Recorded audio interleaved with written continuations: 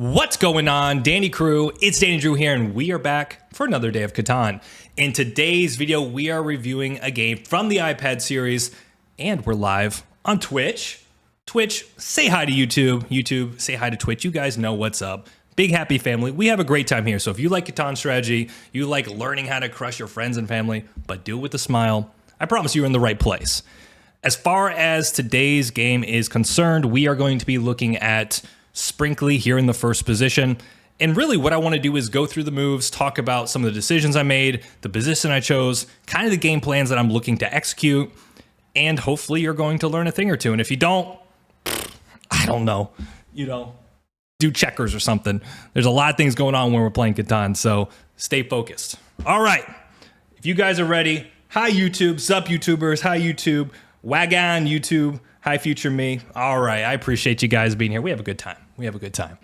Okay, so as I always say, whenever we look at a board, we are not really, at least initially, concerned as far as like, oh, this 3-hex spot or that 3-hex spot. We really want to get a sense of the resources, what's rare, what's valuable.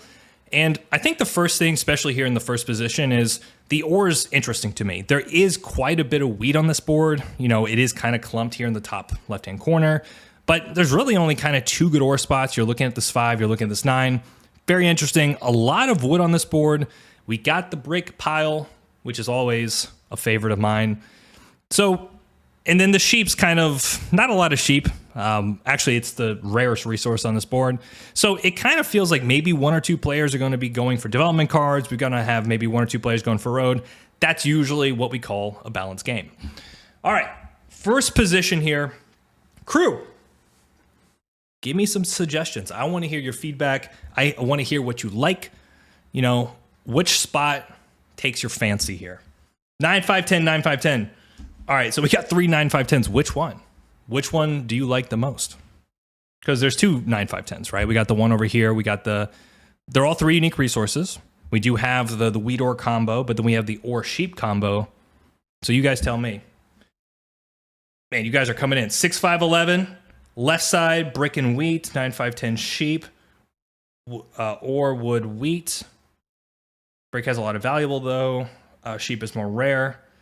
This is like the beautiful thing with Catan is there's a lot of ways you can play this game, right? Like the fact that we have multiple answers, multiple reasons is what makes this game interesting, right? If it was so obvious where there's just one spot, you have to take it. Okay, well, that's fine. But there's a lot of decisions here. The way I look at this board, as I mentioned to you, the sheep is rare. So that's interesting to me. The ore is also semi-rare. So I'm kind of leaning towards the 9, 5, 10 on the right. So I'm looking at over here. I do see a lot of potential outs. There are cases too where I'm seeing potentially 8-4 could be an out if I want to have a more balanced game. 8-10's always an out. Maybe 8-10 over here if I want to go a little bit more wheat. I usually like to say, like, if I can get an out, then I'm pretty happy, right?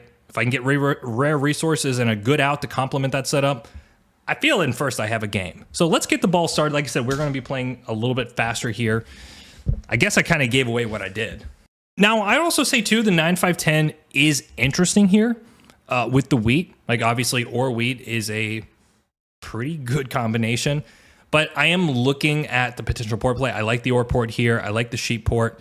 And there's some interesting opportunities here where, for instance, if someone goes 8-4-3, so they take the brick wheat ore situation, well, there's actually a pretty interesting chance that 8-10 could be open, right? So I'm looking at all these kind of things, thinking longer term about my position. But, all right, Sprinkly, I'm going to fast forward just a smidge here. Yeah. Like I said, I like this pick. I think the outs are good. The sheep's rare. And ultimately, because I'm taking the ore and the sheep, I kind of feel like I'm going to development cards. So for that reason, it kind of made sense to get the best ore and the best sheep, and there's a ton of wheat on the way back. So think about that too. Like, what are you playing for? Playing for army. Kind of like designated that. And then like, what are the rare, like, I want to get as much of the resources that are going to cater towards army. So if I'm getting the best ore and the best sheep, and I can get technically the best wheat too, sounds like a pretty good development card game to me. 9, 5, 10 on, we got some volume considerations here. 9, 5, 10 on the left makes a lot of sense. 8, 4, 3 goes down. Also, I think a pretty good pick. You are getting the ore and the wheat combination. You are getting that brick. This is a pretty interesting pick here for fourth as well. I think they've got to obviously play off the brick situation. Actually don't mind going oreless here, something like 6-5-11, 8-4-3. Start with the road, build the 4-11. Maybe you can get onto the wood port. That's probably their best game, right? Like, they're not going to have ore, but they are going to have, I think, a pretty decent road advantage. Hey, not a bad option. All right, so, yep, 6-5-11. Doesn't start with the road, though. Very interesting to me. What are we doing here, Blue?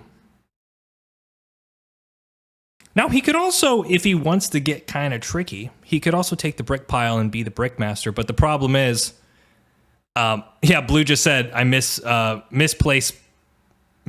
place. I think he meant to do it the other way, because starting with the road is actually quite nice here. Hey, man, we're going to appreciate all the mistakes you are going to make, I promise you. I'm in every stream and didn't know. Guess I ignore chat a lot. Okay, so he makes a mistake. I don't know, syntax error, who knows? But yeah, I think better start with the road. But I like his setup. Like, if you think about, like, if you're going to go without ore, this is probably the best case, right? He's got the decent ratios. He's got 4 pips of sheep, which kind of solves the sheep problem, which could have some tradability. He has a ton of wheat here, which potentially could have some tradability. He's got this really nice kind of road building setup. 3-9-11. It kind of feels like a weaker ore wheat sheep, but if the 3s roll, I mean, this guy's kind of living his best life. And starting with the 1 ore, where he's 1-3 away from getting the 3 ore for the city, sometimes like that can work out pretty well. And he also might have this 4-11. All right, 6-4-11. So I like Red's idea here. I think the brick port's actually pretty good, where he's able to go without the sheep, but he has all this brick port flexibility. The question is, does he get it? I guess we'll see. All right, Danny Crew. We're on the way back. What do we take? And this is not so easy, but I think there's some very interesting options I was looking at here. Which 8-10 is better, Tommy Wheats? That's a good question. Or is it? Is that the question? Which 8-10? Let's get some suggestions here. Let's see if you guys got your Catan hats on. Wood port and build to 8-10. Okay, so you're saying take the 6-3. That's interesting. Obviously, we can go for the wheat pile here and then maybe pray to get one of the 3-1 situation if that's what we want to do. We also have the 8-10 too, right? Like doubling that 10 where it becomes a free card. You kind of have the best ore wheat sheep. You got a little bit of side-by-side action here. 6-3, 6-3, 6-3. Bum rush to 8-10. Let's play it out. Yeah, nothing special. Yeah. So let me just talk about this real quick. I agree with you guys. 6-3 is really good here. We have a ton of wood, right? And I think what's interesting is because if you think, let's just go back a little bit. What's in Red's hand? Red has what in his hand? He has a ton of brick. So even just thinking strategically about what potential trades I can make early on, I know for a fact I could potentially do sheep for brick, wood for brick, and all of a sudden, like, getting to potentially the 8-10 as an example is actually not that difficult, right? I can easily make a trade now and drop 1 road, and then I'm a road settle away from picking up a monster spot for our position. So 6-3, great flexibility. We got the 6 and 9. I love this setup, and also slightly defensive. I don't want to give the road player too much space to work because I do think if Blue gets this spot, it does solve a lot of his problems going without the ore. So 6-3, fantastic pick. And right off the bat, wood for brick. And yes, my goals here is I want to get to the 8-10. I think it's such a good spot. We solve a lot of our issues related to the wheat. The 10 becomes a free card. The 3 becomes a lot more actionable. I like the other 9-10 pair with the wood port, same setup, just have the wheat instead of the doubled sheep. That's interesting. I mean, I think it kind of flips. Like, I could do both, right? Yeah, we're cooking. I did speed up the video a little bit. I mean, I could also take the 6-4-11 if Red decides to go 6-3. But I do think if he gets the brick port or if he plows to the 8, he's going to have a really good game. There's no doubt about it. So for me, I'm making trades. All I want to do is worry about the 8-10, and from there, I can kind of keep my flexibility up pretty nicely here. Didn't know what equals defeat meta doesn't affect the GOAT. Well, look, this whole idea of no wheat equals defeat, it doesn't really matter if you can find a way to produce wheat, right? Like I might not roll it, but I can certainly port for it. I can certainly trade it, especially with some of these players who have an excess of wheat, maybe potentially black in some cases, definitely blue. I have actually amazing tradability here.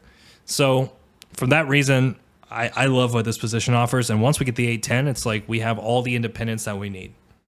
All right, if it gets too fast, I'll slow it down. But essentially, all I'm thinking about is two things: 810 and drop a city. Hopefully, you guys see this like pattern when I'm playing these games. I don't complicate it. I know that I need a good port, and I know I usually need a city, especially if I'm playing development cards.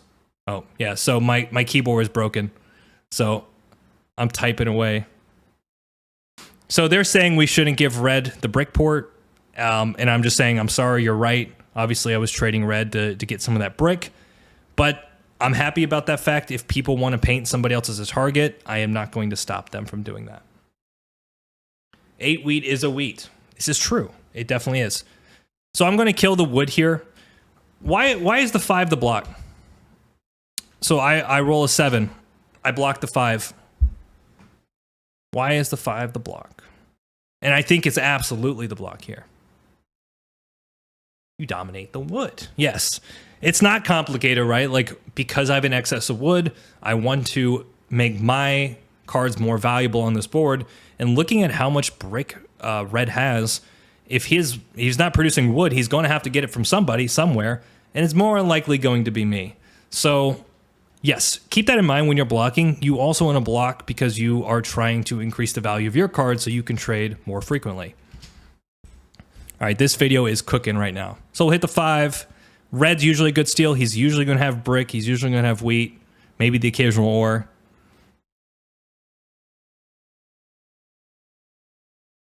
Step 1, create wood scarcity. Yeah.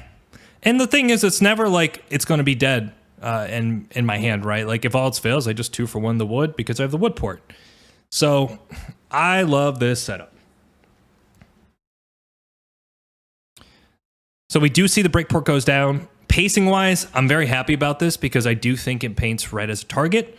So yeah, like I'm kind of looking to try to pace a little bit under the radar, give red a little bit more room to kind of jump ahead, and then I can work with the board more effectively. So yeah, unfortunately my main keyboard was broken there, so I have to do the old finger type. So 2 ore for a wheat. It's a pretty aggressive trade, but the alternative is 4 for 1 in the ore. Not crazy about that. So I'll be pretty aggressive to get this first wheat. If I had to give up 2 cards or 3 cards, I will do it. But I don't want to 4 for 1 the wheat if I can help it. Or sorry, the ore if I can help it. Step 2, produce wood. Step 3, profit. All right, so we do see a settle goes down. Looking for the wheat. And it just hit the board, so I know there's value here. I'm going to see if I can do the trade to also get the brick. This is not a horrible trade, especially if black has an extra brick and they're trying to city early. Not a bad deal. Otherwise, I would probably take the 2-for-1 there just to get it. Yeah. One thing to note too, guys, like for people who've been around the channel for a while, I'm an aggressive trader. Like I trade a lot, I trade frequently, I try to tap into many different avenues of trading. I encourage you to do the same. I think this is probably one of the biggest mistakes that a lot of players make is they're just not trying hard enough. But of course, like don't spam every trade just because you can. Do it with intention. All right, this video is cruising already. Yeah, I'm clicking, hoping somebody's going to accept it there. I'm also okay passing here. I do think one alternative is if they're not going to trade me on my turn, maybe I can get the 1-for-1 or get a pretty decent deal on their turn, right? Because I know this ore has value. There's wheat on this board. So I'm okay taking a moment there to just pass and kind of work on their turn. Now we do have the wood port, so we can port what's in our hand. All right, so we see a settle. What's nice is we haven't done anything yet. Yeah, so it's kind of nice. Like for blue, he sees 2 players that have both reached 3 points. So for him, the 4 is a block, which I think is fair. But long term, I just think we have a much better position. And once we get the 8-10, it's pretty dominant, I think. But of course, a lot can happen in a game of Catan. All right, there's a decent amount of wheat on this board. Let's see what we can do here. All right, 1 for 1. Now I'm going to see if I can peddle off some of the wood for brick. 2 card meta. There we go. So perfect example, right? Essentially, I did a 3 for 2 there. I got rid of 2 ore and a wood, which I don't mind. I don't care about the wood, but like that is an amazing opportunity. I still have the 2 ore in my hand. I've got the 8 now. The 10's a free card. We're more or less ready to win the game. Well, we got a lot of work to do still, but I think to me, I love this setup. So black plays a knight, blocks the 5. Maybe he's feeling the pressure of red there, but okay, whatever. Do what you got to do. What's the next objective, guys? What should we do next? I'm going to peddle off my rare resources, wood and sheep for ore and wheat. Interesting you didn't take the city with the wood port, but this is a great long-term play. Yes, yep, so that's very important. A lot of players would drop the city, which is usually what I talk about a lot, right? I'm like, yay, build a city, build a city. My concern here, and it's not like a major concern, but I can't afford to lose the 8-10. And frankly, I already have the 2 ore in hand where I only need a handful of rolls, a 5, an 8, maybe another 8. All of a sudden, the city drops anyways. I think the 8-10 is just a better play. And frankly, the 8-10 is still a big spot. I mean, we're looking at an 8-pip spot in addition to the 9-5-10. I cannot afford to lose the sheep board, but I can forego the city. So now we have the sheep port unlocked, so the 10's a free card, the 3's actionable here. Perfect. And practically every roll gives us a city, more or less. Perfect. City in hand. City for show. Okay, flipping a knight. Still not getting hit. And see, this is like the weird thing, right? Like, well, there's a video coming out soon. I'm not going to say by who or where, but I've kind of come to this conclusion about pacing. There's kind of like 3 elements of pacing. You can pace on points, right? So like 5 is greater than 4, and therefore like that person might be perceived in the lead. You can pace on win condition, right? So I'm pacing knights or I'm pacing on road. You can also pace on production and flexibility. In my mind, I have 7, 8 cards in my hand here. I might be at 3 points, but I don't care. 8 cards in my hand right now is easily worth a point, maybe even more if you think about the long-term potential. So I think you got to be careful. Don't always just look at somebody that's at 4 points. You've got to think about like, what's the long-term prospect of that position. I don't think black is going to do that well long-term because he is lacking the port, but he is going to the 6-2, so that might compensate for some of his positional pitfalls. Okay. We're going to see if we can pedal off some of this wood skis. Look at this. And the sheep. There we go. 9-5-10. And that sheep being valuable, we're getting 1-for-1 trades to build a city. It shouldn't happen. But again, people need the sheep. They need to do stuff. So I'm going to get the deals. The settle is much harder if you drop city first. Makes sense. So now we're absolutely cooking, right? I mean, 9's a free card. 5 is the 2 ore that we need. Doesn't even matter if the 8 gets blocked. The 10 is a card and a sheep. The 6 and 3 are still really good for our port fodder. What's the current issue in this position, though? So let's talk about like what's the problem here. Does anyone want to maybe take a stab at like what's our biggest challenge in this position right now? Obviously, with the 10 being blocked, that sucks, but it's not even that bad, right? We still get the free card in the 9. The 5 and the 8 are still open. Pretty hard to block us. I'm behind on knights. Army looks out of reach, so you need subtle spots. This is true, right? Originally, we went into this position saying we want to go for army. Black has done a pretty good job with that, right? I guess the 3s have been relatively lucrative for him. So if we go for army, we're probably going to have a little bit of an uphill battle, but because our flexibility in production, I think we can make an honest fight, which is my goal here, right? I'm still thinking about army. I'm not going to try to build a 10, Build a 10 will be the backup option. Because even then, like, if we're pulling devs, it doesn't mean, like, we could be pulling VPs. We could be pulling monos, road builders. So we'll go for army with the backup to build the 10, which I think the setup can easily do. 8 block, hurts black way more than hurts me, because I have all the other port fodder. Okay, didn't make a trade. Probably could have made a trade there. Maybe if I was a little bit more, especially with the brick in the board, maybe I could have done something there. But I'm going to stay patient. I want to see what I need to port this wood for. Big 5 roll. Feels like this is moving very quickly. I don't know. Is it too fast, crew? Liam, what is good? What is good? So now we actually have rolls for a double pop. So 6 hits, 10 hits, 9 hits. We can buy 2 development cards. And at that point, bruh.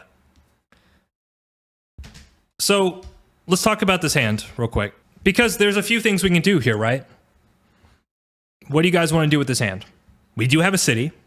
We have 1 development card.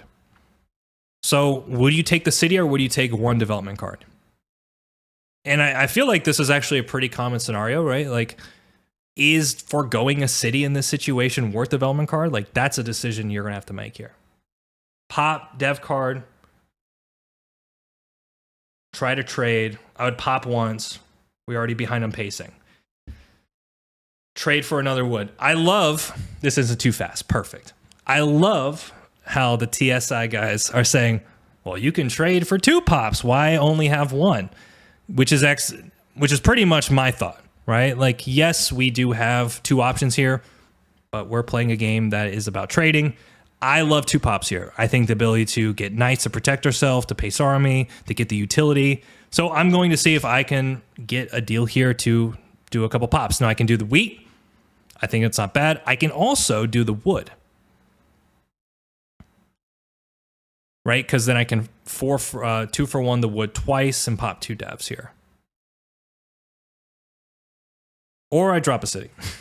All right, so it's interesting. I don't remember all the moves I made here. I think what I probably should have considered is at least the ore for wood here and pop twice. I do think the city's not bad, though. I think we're in a position where we can build a 10, but I think I should have at least tried the ore for wood there. I like the fact I don't remember all these moves. So there's that, I suppose. Now, that being said, like, if we only got 1 pop, I would rather drop the city. So if I can get 2 pops, I would probably take it. If I can only get 1, I'm dropping the city, just because now, like, my flexibility is just continue to go through the roof. My production's amazing. So maybe a little bit of a miss by me. I think at least trying the ore for wood was a worth consideration. But look, another city on this board, pretty damn good. Yeah, that's the thing too. It's like now the 6 is a free card, the 9's a free card, the 10's a free card, the 3's a free card. The 8 being blocked hurts black way more than it hurts me. I still have the 5. Yeah, look at this. I've always said, like, when in doubt, like, if you don't know what to do, drop a city. Life is good. Black does have some challenges here. Namely that because he hasn't been playing with the port, that's definitely hurt his flexibility. The fact that the 8's been a blocking target has definitely hurt him as well. But the thing is, if he takes army, he's going to be a massive target this game. Now, maybe they might perceive me as a bigger target building to 10, but I do think the lack of his flexibility is going to hurt him in the long run. Howdy, Blanche coming in with the sub. I appreciate that. Blue's kind of being an interesting character here, right? Because he went for road, but he's got a production problem. The thing with Blue is, okay, he might have a mono, he can rip the ore, that's a possibility. I'm not seeing Blue making a lot of trade deals related to ore. I've had ore in my hand this entire game. He's had a ton of wheat. If I was Blue, I would have a city by now. I know for a fact the deals that I could have made, Blue could have built a city. So that's a missed opportunity. I think Red is doing decent. He obviously needs to build his city as well. But with the 9 rolling, very likely he probably has the city here with the 2 ore in his hand. So I think this game is going to really pick up here in a second. All right, we're back into roll a card and buy 2 dev territory.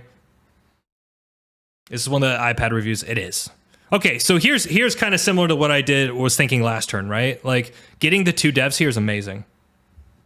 So we're going to pop 1, pop twice. Road Builder's good. Knight's great. I still think Army's going to be a little bit of a stretch because if Black gets the port and he starts buying devs, very likely he's going to jump a little further ahead on those Knights. But okay, I'm happy with this. Road Builder could potentially set up, maybe the 5-2. We can triple the 6. We can go to the ore port, double the 8. We've got options to the Road Builder, so I like that quite a bit. All right, 13 cards. I don't know if I would have made that trade with Black there. 13 cards, pacing, potential road play. I think you've got to let him use his hand first. But he's in buy dev, so that's interesting, right? So if we can put some pressure on Black here, there might be a decent shot that we can pace Army, right? So like, let's say if we can play the Knight this turn and then also buy a dev, it is possible. Now Blue looks like he's on potentially 7 points. So probably not my favorite block here. I probably should have considered putting it onto the 3. So let me just play the Knight here. I think one of the reasons I sold for Blue there is just the very fact that he has wheat, right? Because our 8's been blocked that entire couple orbits. I felt like at least I was going to get an actual card from Blue. If I had a development card, I might consider hitting the 3 though, right? Because I am pacing Army and I don't want Black to dev here.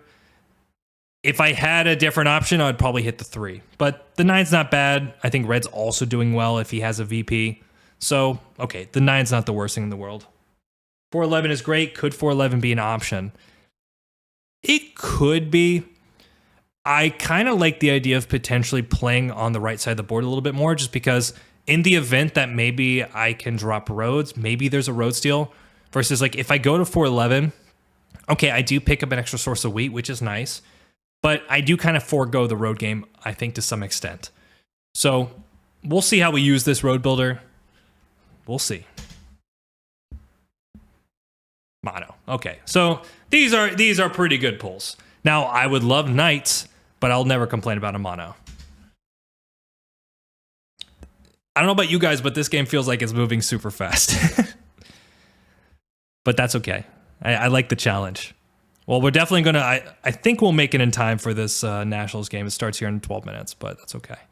All right, big 7 here. Black does have an out, which is great for me to see.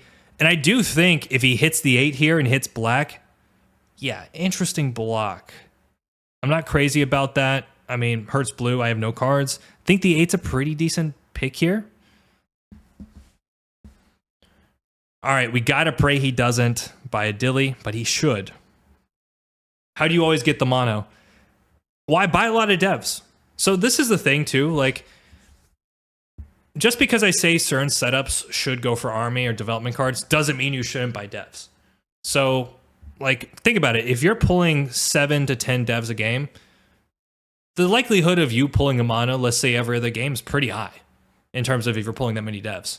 So I totally forgot I pulled the mono here, but it doesn't surprise me. Like, the chances are there. But yes, it's a pretty interesting card for us. But we do have some problems, right? Like, we don't have Army. Even if we get a city and a VP, that's still only 7 points. So we've got to figure out some things to kind of make sure that we close this game out. Assuming we do. Knight from Blue, very interesting. I'm not so concerned. Yeah, perfect. That should probably scare them a little bit. So we're going to take from Blue here. I don't want Blue buying devs. Perfect. This wood port is cooking. Maybe I should also be a little concerned with Black here. Interesting. This is not a bad play. All right, so 2 roads for Black is the win. All right.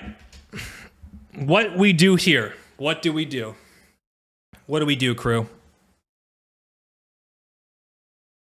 Break mono for the double play incoming. It's possible. The problem is, if I go into the dev deck, then I need the wood, the port. So, and what can I do? I can maybe mono 5, 6 brick, maybe road, settle 2 points. I don't really see the brick mono. I think in this situation, especially with black being as close as he is, it's probably going to be closer to like playing a little bit more defensively against him while also trying to pace army. So that's something to keep in mind here. Any ideas? We have, I think, some interesting options here. Mono or port wood. Mono wood. Wood's interesting. I don't think we'll get as much wood as you think because we do have 7 wood. Probably likely we get anywhere from like 5 to 6 wood, which is not the world's worst thing. We'll see how it played out.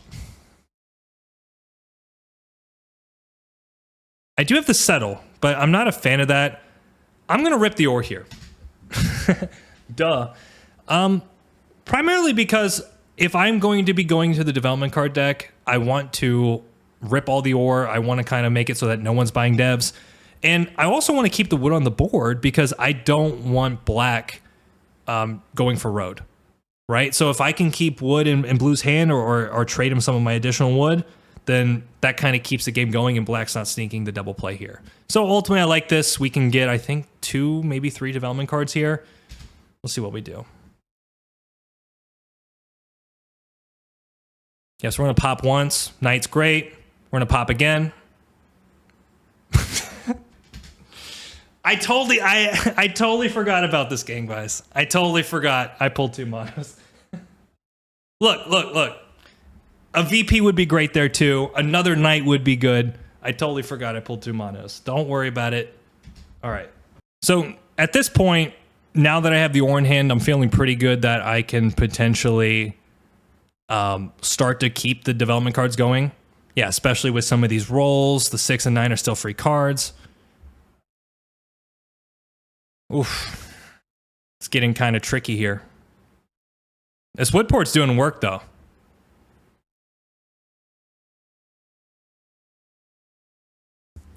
Yeah, we're about to have a monster hand for show. All right, so I'm kind of trying to push blue to drop some roads here. I'm willing to give him any wood that he needs. Though it's just not so simple. Like, the funny thing is, even though we might have another mono and a road builder, we need time to play it. And potentially black's on 9 points. I mean, he could win next orbit, right? That's like, it's a really big problem here.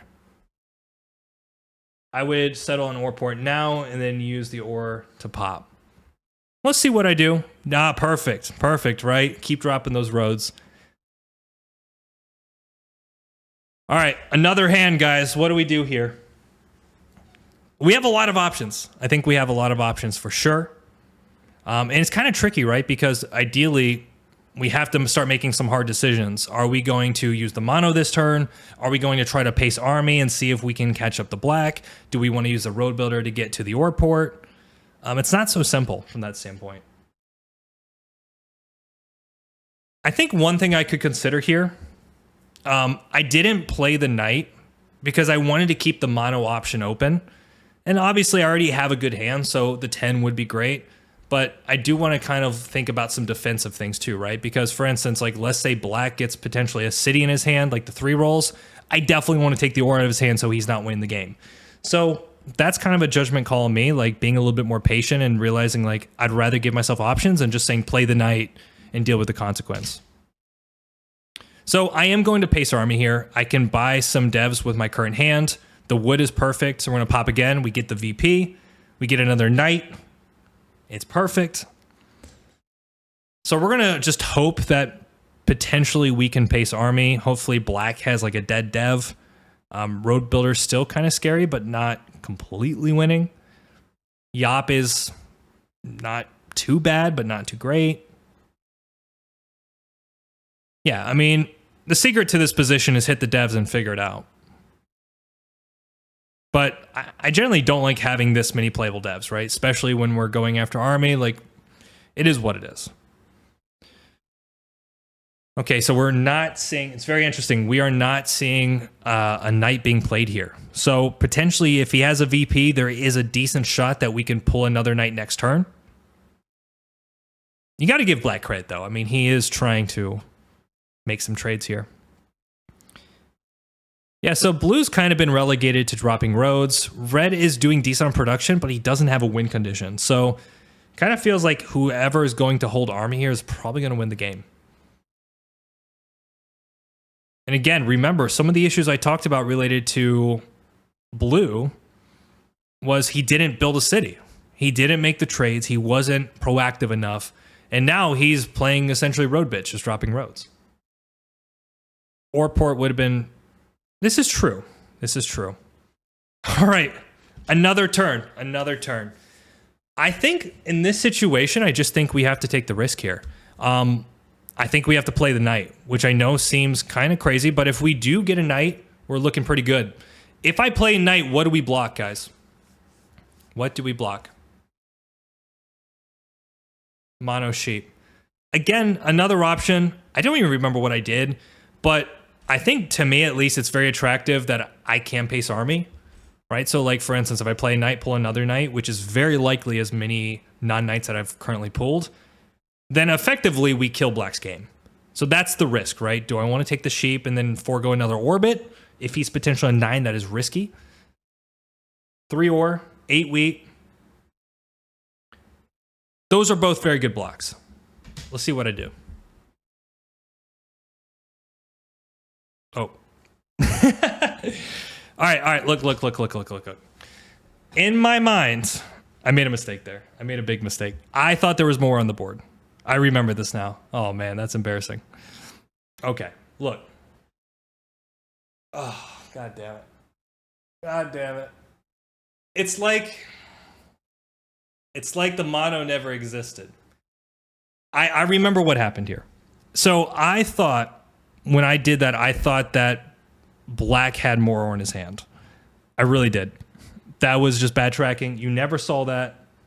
1 is better than 0. That's funny. I totally forgot about that. I mean, look, I would still show the game because I think it's funny. But, okay, that never happened. Though I did take an ore out of black's hand, for what that's worth. Another VP. Oh, my goodness. Okay, mistakes were made. Mistakes were made. You never saw a thing. That's funny. I like now the chat explodes. Okay, fair enough. Look, guys, I'm going to make mistakes sometimes. It's going to happen. Well, at least he has no ore, right? So if he has a VP, he's still dangerous here. Yop. Okay, look, not so bad. He's going to 9. Damn, that was embarrassing. Yeah, I just wanted to play it. Okay, so now I think we have all the liberty in the world. Yeah, this is the hand of hands here. We're gonna pull a knight. Bro, I totally forgot about that play. Oh, God. Number 1 player, what? Yeah, and at this point...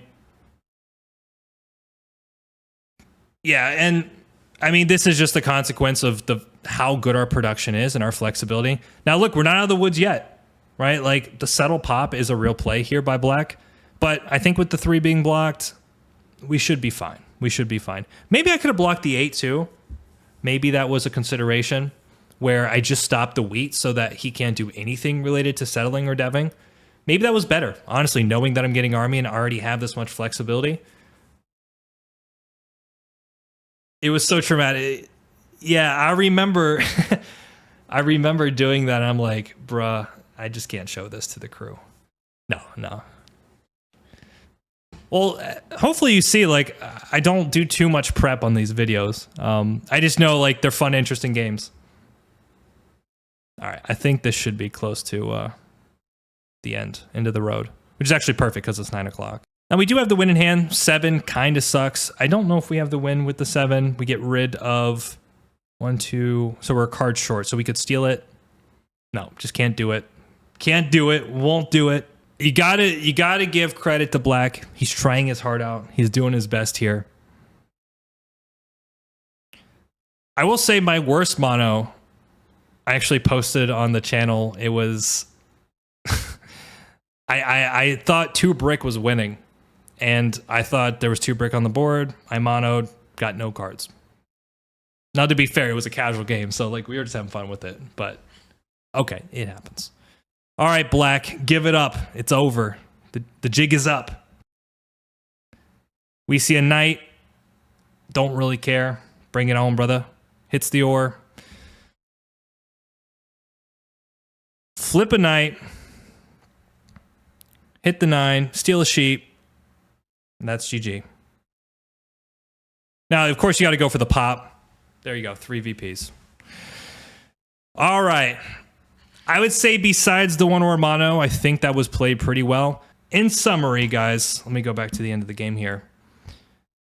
Taking the rare sheep, I think, played really nicely into us, but also the port play was awesome here. Going to the 8-10, looking at that. 6-3, you guys caught that, which was awesome. I think we had a really good setup. Obviously, we pulled like a god. We burnt a mono into oblivion. I think the 6-3 city worked really well for us. But I think I missed some opportunities here too, right? Like, I think some potential block could have been different, maybe hitting black a little bit. I think trying to go for the double dev earlier also would have been really good. So, not a perfect game by any means, but I think there's a lot of interesting insights here. And a lot of you felt like the 9-5-10 on the left was better. It's still a great setup. But I just think the 9-5-10 over here on the right-hand side, pretty good. If you've enjoyed that, I really appreciate you coming by. Feel free to give a like and a sub to the channel. We're going to keep going and keep growing. Really appreciate you. Other than that, have a wonderful day. Dandy is out.